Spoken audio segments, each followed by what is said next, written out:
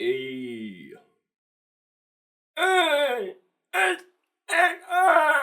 Guess what?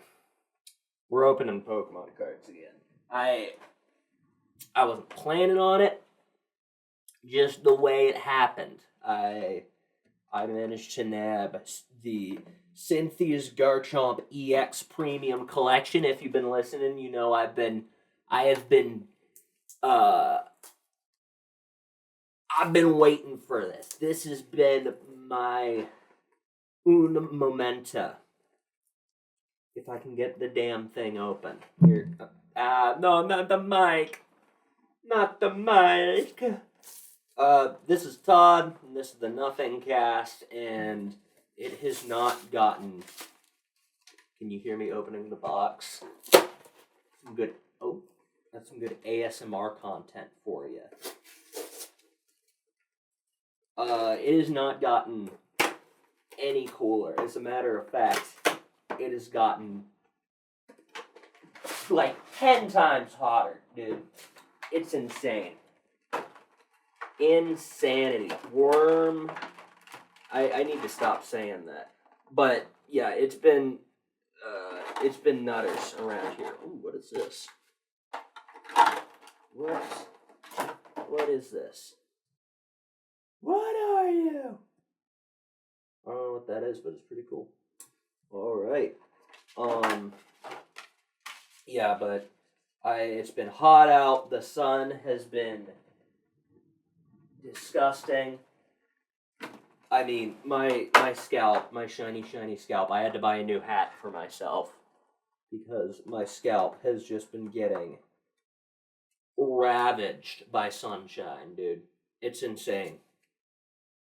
Absolute tomfoolery, but let's see what we're working with here. We've got 3 packs of Paradox Rift, 1 pack of Journey Together, and 2 packs of Destined Rivals. I was kind of hoping for, more packs of Destined Rivals, but, beggars can't be choosers. Beggars cannot be choosers. We're going to open up the Paradox Rift set first. I know I make a lot of jokes on this channel about me being an alcoholic. I actually don't drink that much. I don't drink that much. Oh! We got a very nice Frostlass EX. I'm going to put that up on screen here. Oh yeah, I really like that. That's neat. That's really nice. Like that. I make a lot of jokes about being an alcoholic, but I don't actually drink that much. Like maybe once every few months I have a drink. But it was the 4th of July recently. I was like, maybe I'll have a few drinkies. And I did. I had a few drinkies, and then I gave myself a very bad tummy ache. So I was like, all right, I'm going to bed. I'm just gonna... Oh! We got Armarouge EX. Another really cool looking card. I really like Armarouge and Ceruledge. I'd kill for a Ceruledge card. But I really like that. Oh yeah, we're off to a good start here. We're off to a good start. I went to bed with a tummy ache. I woke up and my tummy ache had only gotten like a bajillion times worse. So I was like, all right, maybe I need some water or something to make me feel a little bit better. Maybe I just wasn't hydrated enough. Maybe I just didn't have enough hydration in my veins, in my body, So I got up, I got myself a water, I took a big swig of it, and as soon as I did that, I am opening the Journey Together pack now. That is officially happening. As soon as I took a sip, I started doing that dry heaving thing, the And I filled that puppy up. I filled the toilet up, buddy. Yeah, that was a bit of a disaster. Probably not gonna drink for a while after that one. We're on to destined rivals now. Let's see if we get anything neat. Any nifty trilbies, yo. Ha. Ha. Ha. Okay. So, I bought the box because I wanted a Cynthia's Garchomp. I wanted, and it came with one. It came with a promo Cynthia Garchomp. It is not like a promo, like a Cynthia's Garchomp that came in the pack. I just pulled Cynthia's Garchomp EX. I am, ha, ha, oh baby.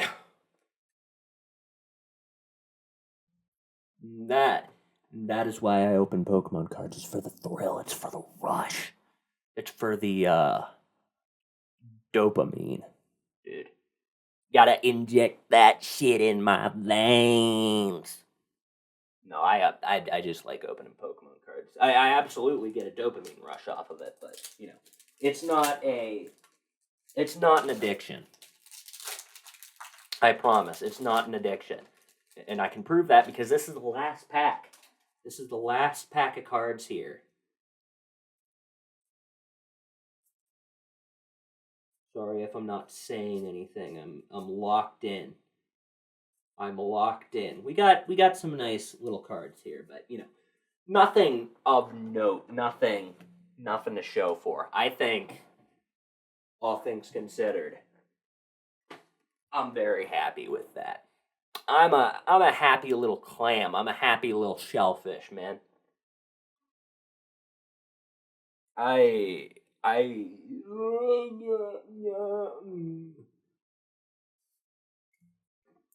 So while I clean up this box, I'm gonna have to think of something else to talk about. I drink a lot of Mountain Dew, and it's not. My feet have started to turn purple. But I like Mountain Dew. What can I say? I like Baja Blast, man. Baja. Hold on, let me see if I can do this here. Give me 1 second to train my body. The last time this happened didn't end so well if you watched the last episode, but if I put my whole body into it. No, never mind. We're not doing it. Sorry for coughing directly into the microphone. That probably scared the little children at home. Which is good because, it is too late. It's past their bedtime. It's past their bedtime. I have a feeling that if and when I ever become a parent, I'm going to be the one who's just how parents are like, oh, if you don't eat your vegetables, Captain America eats their vegetables. I'm going to be the parent who takes that way too far. Lee Harvey Oswald shot JFK because he didn't eat his vegetables, and my little autism-riddled 3-year-old will just be staring at me like, what? Who's Lee Harvey? Adolf Hitler didn't pick up his toys in his room, and now he's in hell. Not because, he's in hell because of things he did, including the toys. I'm just, it was mainly for other stuff that he did, but he also did not pick up his toys. Nobody wants to be an Adolf Hitler. An Adolf Hitler. That's important. There's other people out there named Adolf. I'm getting off topic. I have some news. I keep peeking out the mic here. Am I just talking too loud? Uh?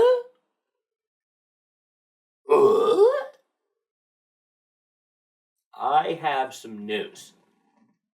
Creator Clash 3. And this is the last time, I promise, this is the last time I talk about it. But Creator Clash 3 has officially been canceled. Just take a second to take that in. I know it's a lot to handle. It's really not. I mean, we all saw this coming. We all saw this coming from a mile away. This was inevitable. But I think more so of the thing that I'm surprised about when it comes to Creator Clash 3 is not so much the fact that it's canceled, but the thing that surprises me is that people are blaming Ethan Klein for getting Creator Clash 3 canceled, which is insane to me. It's insane to me. I'm gonna put this out here first and foremost. I'm not an Ethan Klein fan. I've never really been an Ethan Klein fan. I'm a fan boy. I'm a little fan boy. I'm not an Ethan Klein fan. I don't watch a lot of his stuff. But what I do know is, the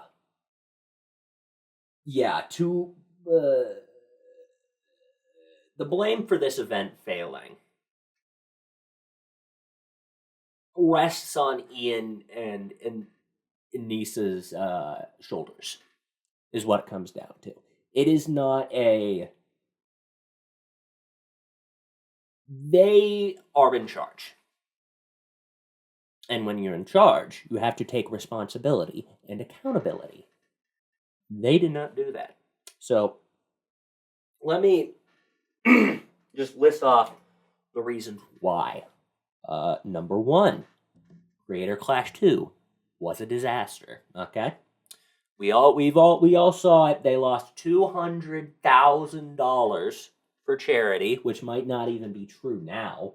Like, I don't know the exact details, but I think they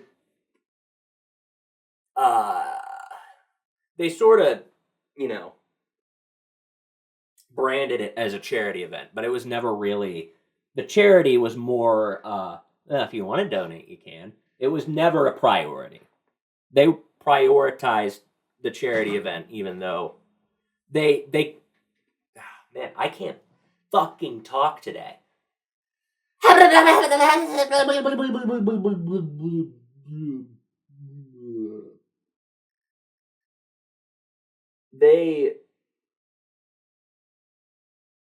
Wow, this is going to be a rough episode. This is going to be rough. They used the charity aspect of it as a shield, even though it was never really about. I hit my desk and it hurt my hand. It was never about the charity. It was about the money, which we now know because Ian and Anissa were getting 34% of the profits, which is fucking insane. So much for charity, But yeah, a lot of you can say, just because their last event didn't do good doesn't mean, their third event wouldn't do good. But they did the exact same thing. They didn't learn from the mistakes they made from the second one. They were just like, oh, we're going to do it again. We're going to do it again. But this time, they decided to do a little bit of 4D chess with it.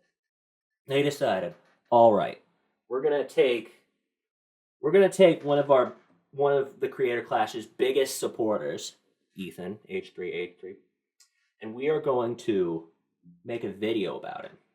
We are going to make a video about him and get him involved in drama. We're going to get the entirety of Creator Clash involved in drama. Like, stupid... I don't know. It's just... It's insane. It's insane to be like, oh yeah, we are going to purposefully... Because this was on purpose. This was like, oops, sorry. No, they knew what they were doing by doing this. They made this video and just shafted everybody who was, all of the fighters got completely screwed over by this move, It's insane. It was really like, maybe the reason I'm having such a hard time talking about it is because it's so baffling. Just a baffling set of decisions that led to this point. But yeah, they made this stupid content cop on Ethan. And I'm not saying it's stupid because of, I'm stupid, I'm biased. But like, it's all stupid, okay? I am having a bit of a diarrhea attack here. Oh man, my tummy. But I don't understand it. They made this video and were like, yeah, this will garner support. This will garner support for our event. Trashing one of our biggest supporters, who also, by the way, had a fighter on the roster. Great. But as soon as things started looking bad for Creator Clash 3, which, honestly, I shouldn't say as soon as, because they waited a bit, but they abandoned ship. They were like, we're gonna leave here. We're gonna leave this situation to someone else. The captain goes down with the ship. That is rule number 1. And Captain Anissa and her husband did not do that. They fucking got the fuck out of there. But when you take all of the things that Ian and Anissa did, and you compare them to what, like, you could make an argument that, H3H3 contributed to Creator Clash failing. I'm not going to argue that.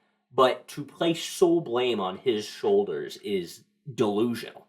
Because maybe he was the straw that broke the camel's back. Who knows? But the camel was already fucking decrepit. The camel was not gonna last much longer, man.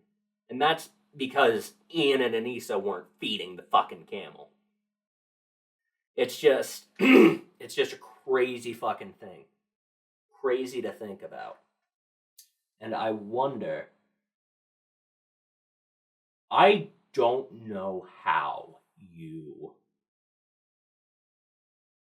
I don't think Ian and Anissa are going to recover from this. Maybe they'll recover, like, in terms of content and money, but I don't think there's a single soul on YouTube who trusts them now. Not even their quote-unquote friends. I don't think, like, they just screwed, like, everybody. They screwed everybody. How do you trust someone like that? You don't. It's not like you do it. It's like sticking your hand in a bear trap, Oh, this will be fine. This isn't going to end horribly for me. I don't know. It's just the people who are close to Ian and Anissa now, they're probably looking over their shoulder. They're probably like, I need to cross my T's and dot my I's around these guys, because they're about as trustworthy as a friggin' python. I had probably one of the freakiest dreams I have ever had last night. Terrifying. terrifying stuff. And it wasn't even spurred on by anything. I wasn't like watching anything before I was going to bed. I just, I got done with work and I went to bed. But what happened was, in my dream, I was like watching something on TV, like a true crime documentary. And like they were talking about this murder victim. Like they had found her head in the woods, and wrapped around her head, like in a heart shape, was her spine. And then they just showed a picture of it, and it was like, when I dream, it's not really focused, I don't know how other people dream. I just know how I dream. But like, it's like hard to focus on details. But this was horrific, terrifying. Like, I woke up and I was like, what the hell? What was that about? What was that about? What did I do to deserve that? And the answer is nothing. I did nothing to deserve that. Scariest shit I've ever seen in my life. And I wasn't even awake. I don't have, like, I don't have nightmares like that. I don't have nightmares much at all. But that scared the fucking shit out of me, man. That's scary. I really did not like that. I did not get enjoyment out of that one, brother.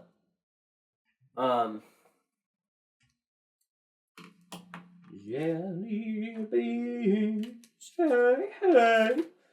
Jelly beans, hey, hey. Something I was thinking about earlier today is geocaches.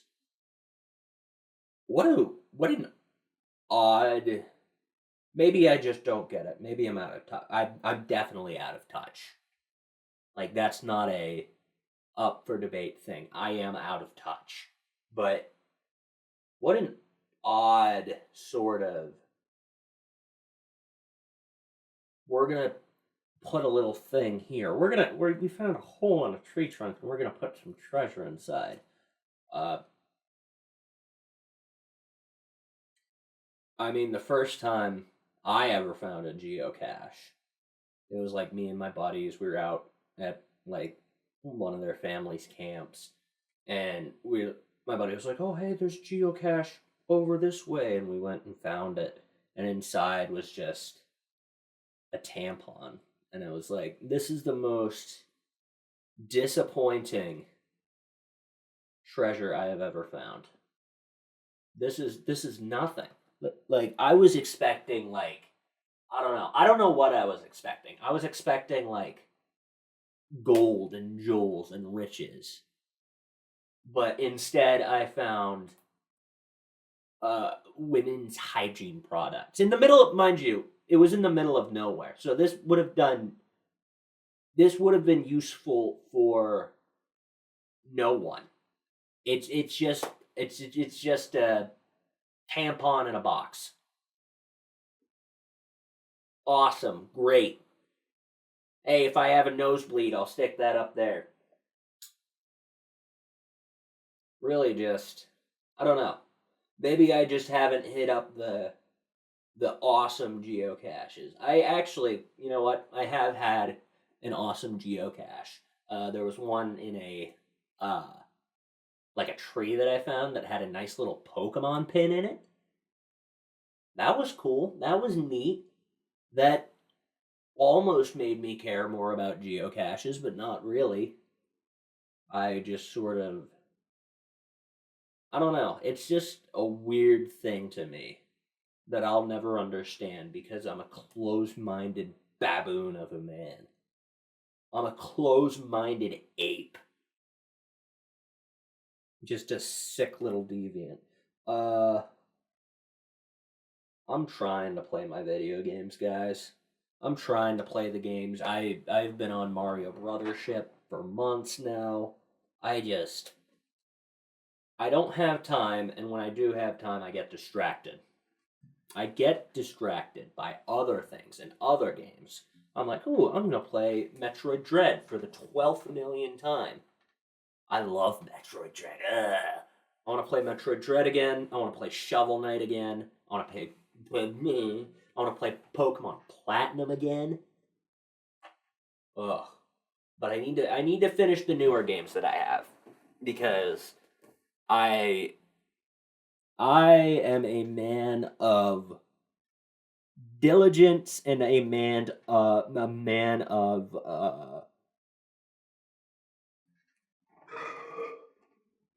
I am a man of will.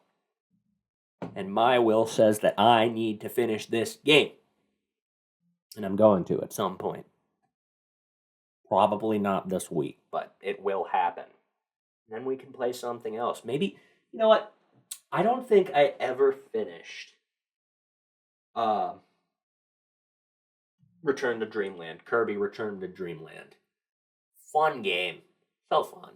I love the Kirby games. I like playing them, and I like the lore, the story behind it. The Kirby games have one of those stories that's just like, I don't know how to describe it. It's like every game you have a story that's given you at face value. But in that story, there's bits and pieces, and those bits and pieces connect with bits and pieces from other games. So you get a story in the game, and you have an even bigger story altogether.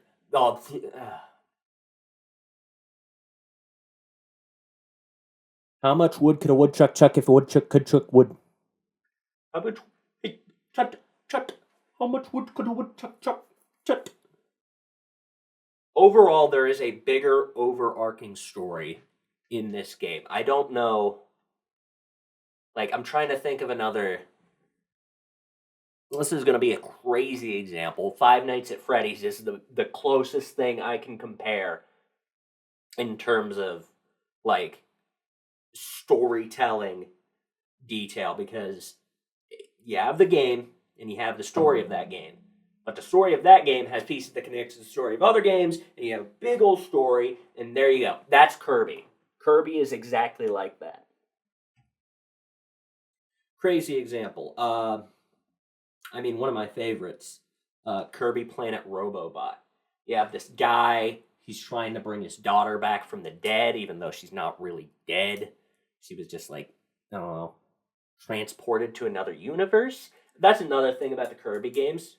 You aren't, some of the stuff you're given, you have to sort of hypothesize. You have to be a little game theorist, man. But he tries to bring his daughter back from the dead. So he builds a great big machine that grants wishes. But at this point in time, when he makes a wish, his daughter's already back in this dimension. So when he makes the wish doesn't work. So he basically, is driven into depression. He becomes a greedy asshole. But it's what the interesting thing about this machine is that it looks shockingly similar. I mean, it looks the exact same as a machine you see in Kirby Superstar, which is one of my favorite Kirby games. It is my favorite Kirby game. I fucking love Superstar and Superstar Ultra, but the machine that he makes looks like a machine that, one, also grants wishes, but two, was made by this ancient race of, like, I don't know, this ancient race of people who were, like, geniuses that went extinct eons ago. It's real crazy, so it's like, it's not a coincidence that these machines look the same. I've heard some tellings that the machines are the same, and that's possible. I mean, I think that makes sense. Basically recycling this ancient relic in order to, make a wish-granting machine. But I don't know. It's definitely... I love storytelling like that. Another good example. Triple Deluxe, Kirby Triple Deluxe. In that game, you have Taranza. He's in love with this Sectonia woman. So he gives her a mirror. He presents this mirror to her as a gift. But this mirror slowly, like, rots her brain and turns her super evil. And at the end of the game, you have to fight her, and she turns into a giant flower monster and fight her, and it's awesome. But you don't actually see this mirror until, like, post-game content. And when you see this mirror, you realize, oh, shit, this is the mirror from the game Kirby and the Amazing Mirror. It's the same exact mirror, and it's another one of these relics from this bygone civilization.